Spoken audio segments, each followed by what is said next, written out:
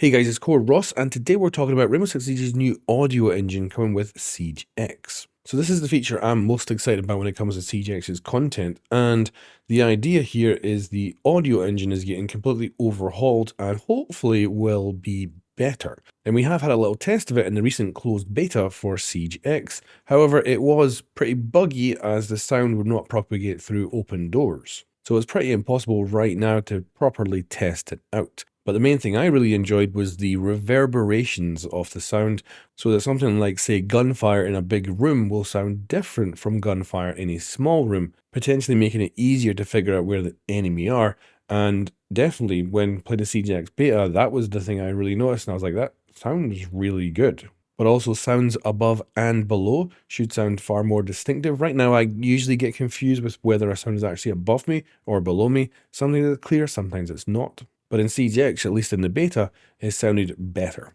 Now, just like the current audio system, sound will propagate through holes in walls and destroyed surfaces. This can sometimes make it sound like someone's on your left when they're actually on the right, because the sound is going through an opening in a wall, maybe to your left, while the enemy is actually moving on the right hand side behind a solid surface. And although that's very realistic, it usually means that you're going to get confused quite easily in Siege's very dynamic maps with all this destruction around.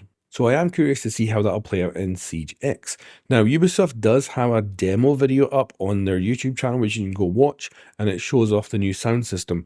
For some reason, though, it has background music, and it really destroys the potential of really walking away with, because it actually starts the video saying, use headphones, and then it has background music in the actual audio. Makes it very difficult to actually figure out what they're trying to convey with the new sound system. But I will tell you this, you're going to have to sit down and relearn how the audio works, because you've already got used to how it works right now, and it's definitely going to be significantly different with Siege X's launch. And then another unknown is, how buggy is it going to be? Is it going to be better than the current system, where sometimes an Ash can be running up behind you, you don't hear them, you hear the other audio sounds fine, but you just don't hear that one player? Will it be able to make sure that you hear everything you should be hearing, or is it going to be still problematic?